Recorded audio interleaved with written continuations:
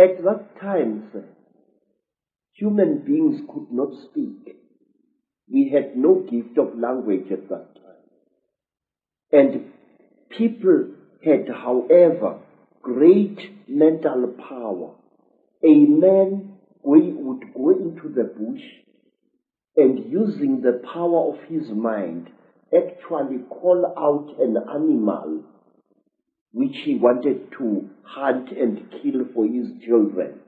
And the animal would appear and kneel down before the man, and the man would kill the animal and take it home.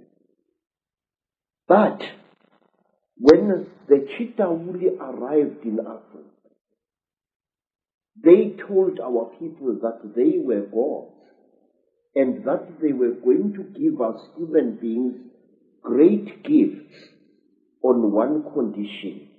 We had to worship them and accept them as our creators. Some told our people that they were our elder brothers and that this earth had produced them generations ago. And they said they had come back to the green womb of their mother and that they were going to make us into gods. What they did, they created a very strange pair of caves in the land.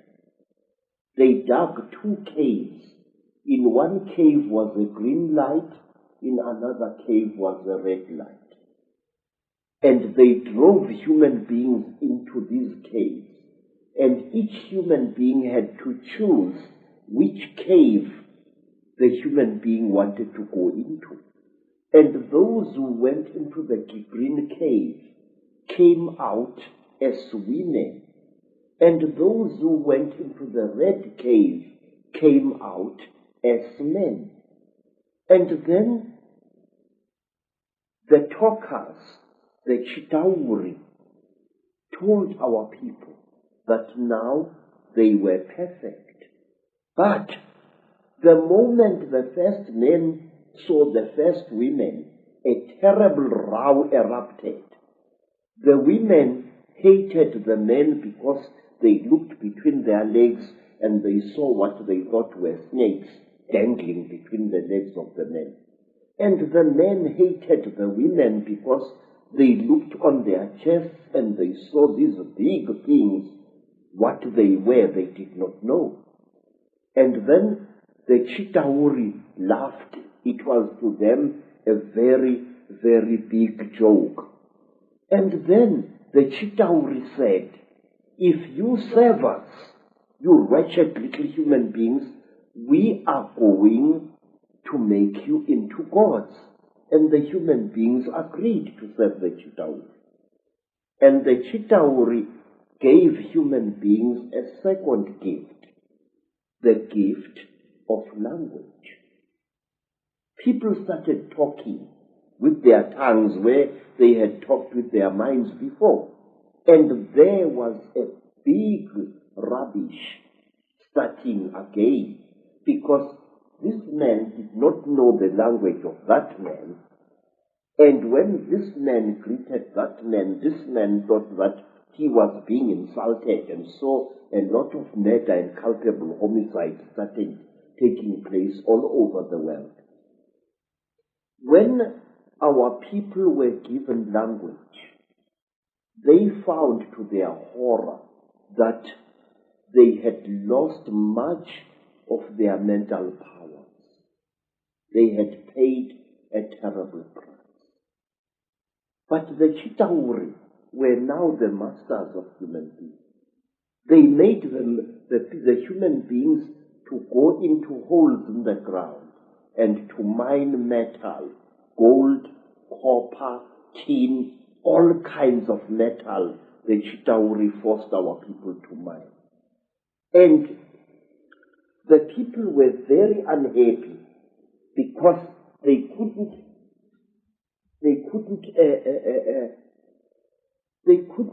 cope with the new sexual differences which were there now between men and women. And then, from amongst the Chitauri came a very good female Chitauri. Her name was Mai Nzarantwari Samahongo. Mai Nzarantwari Samahongo was the senior wife of the terrible chief of the Chitauri, Umbaba Gorontwari Samahongo. She was sorry for human beings, this great reptile lady. She said to the poor people, "Ow, you are unhappy." And the people said, "Yes, great one. We go into the holes every day, we dig the stones and we bring it to the gods, but we are not happy." And Mai Nzarantwari scratched her scaly chin and began to think and to think. She was terribly ugly. Her eyes were awful, like lights in the darkness.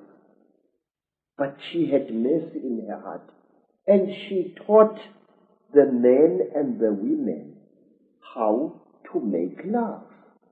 And she said, "Look, we divided you into males and females. Now this action is going to bring you together." But it did not, because anyone who receives a gift from the Ntwari, the children of the python, is always in trouble. What happened was that when one guy slept with his wife, he didn't find her much, so he went to steal another guy's wife, and there was a big remorse, as we say in Afrikaans, starting. So men started stealing each other's wives and each other's girlfriends, and women started stealing each other's husbands, and there was a big nonsense in the land. And King Umbaba, the terrible lord of the Ntwari, the reptile people, said, "Look what you've done, you stupid old woman. Now these people, they are making such a noise. Listen to all that screaming in the bush. They are busy making love there, and our gold is not being dug, and you are responsible for this." Nzarantwari thought and thought and thought and thought, and then she got a plan, and she said, "I will make them stop. When they make love to each other, the female is going to get pregnant. And when she is pregnant, the male is going to leave her alone, and that noise in the bush will not be so disturbing to you, my lord." And Umbaba said, "You had better. There is no production yet." And so all the women in the world was pregnant, and Umbaba was furious with his wife. And so it went on and on, until one day Nzarantwari activated a black hero called Mweru.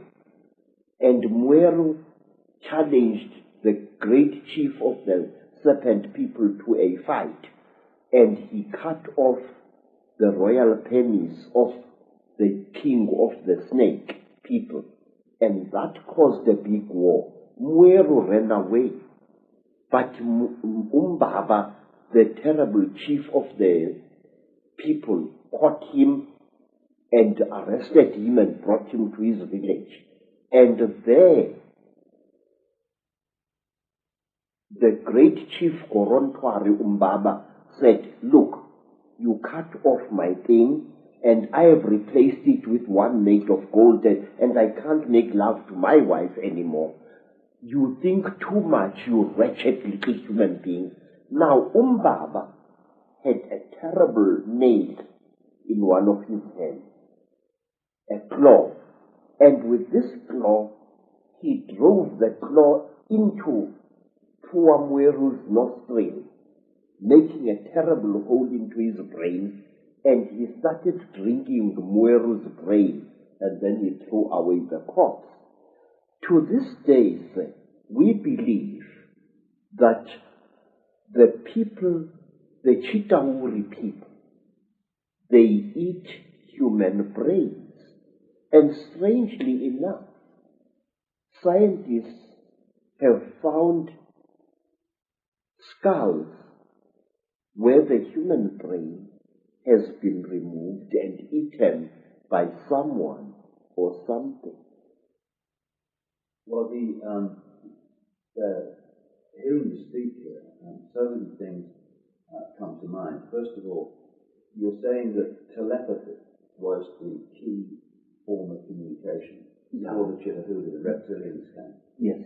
And I guess it's like a muscle. When you use it, it gets more sensitive and more powerful. So the more you use your telepathy, the more powerful your mind got.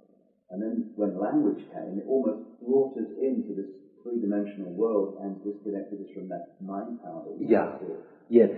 And it's also interesting that the story that you talk about, the language being given, and then the different languages being given. Of course, that turns up in the Old Testament, in the Bible, and it turns up in stories all over the world about the fact that we were divided by language, so we couldn't communicate. And as someone who's publishing books, I know today how difficult it is to communicate with books when you've got endless different languages. So it's been a brilliant form of control for a long time. Yes, sir. Even now here in South Africa, today, sir, black people prefer to speak to each other in English if they belong to different tribes. And they have even, over the many decades, black youths have even created a lingua franca of their own, which we call Tsotsi language, which is a mixture of African words and Afrikaans words.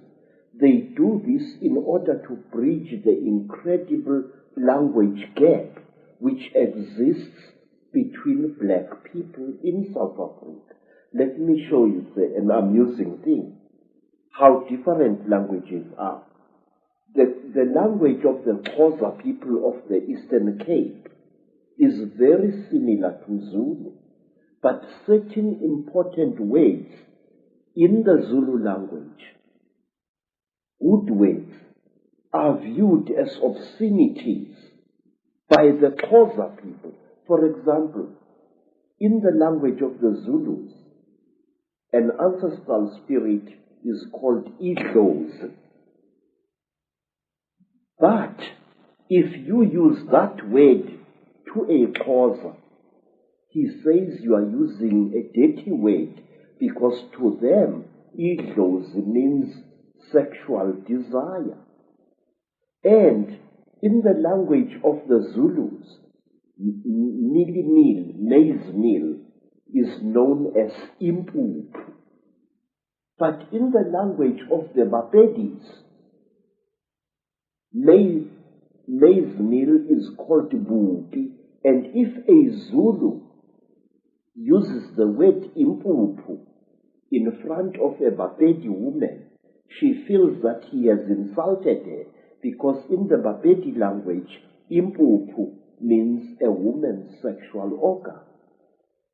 And in the language of the Mashonas, in the language of the Zulus, a mother is called mama. If I say my mother, I say mama wami.